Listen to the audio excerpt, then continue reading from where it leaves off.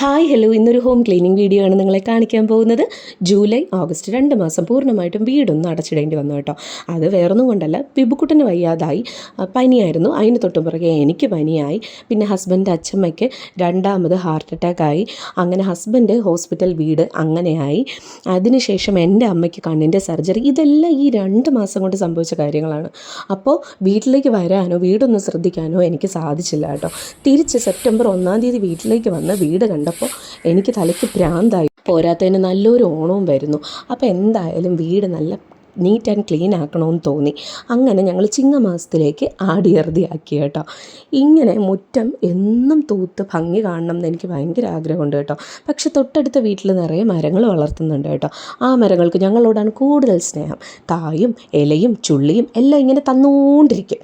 അപ്പോൾ ദിവസവും രാവിലെയും വൈകിട്ടും തൂക്കേണ്ട ഒരു അവസ്ഥയാണ് എനിക്ക് കേട്ടോ. ഈ വീടിന് ചുറ്റും തൂക്കാനായിട്ട് ഒരുപാടുണ്ട് കേട്ടോ. അത് നിങ്ങൾക്കിപ്പം ഞാൻ ഈ കത്തിക്കുന്ന ചവറ് കാണിക്കുമ്പോഴേക്കും മനസ്സിലാവും കേട്ടോ. നടു ഒടിയുമെന്ന് പറഞ്ഞാൽ നടു ഒടിഞ്ഞാണ് തൂത്ത് കഴിഞ്ഞാൽ ഒരു അരമണിക്കൂറത്തേക്ക് എനിക്ക് വേറെ ഒരു ജോലിയും ചെയ്യാൻ പറ്റില്ല കേട്ടോ. റെസ്റ്റ് എടുക്കേണ്ട ഒരു അവസ്ഥയാണ് കേട്ടോ. നിങ്ങൾ കണ്ടു നോക്കൂ, എന്തുമാത്രം ചവറാൻ നോക്കിക്കേ. പിന്നെ 2 മാസം ഞങ്ങൾ ശ്രദ്ധക്കുറവ് അത് ഞങ്ങളുടെ തന്നെയാണ് കേട്ടോ. അതുകൊണ്ട് ഇതെല്ലാം കത്തിച്ച് നീറ്റ് ആൻഡ് ക്ലീൻ ആക്കാമെന്ന് വിചാരിച്ചു. അത് കഴിഞ്ഞാണ് ഞങ്ങൾ അകത്തേക്ക് കയറിയത് കേട്ടോ.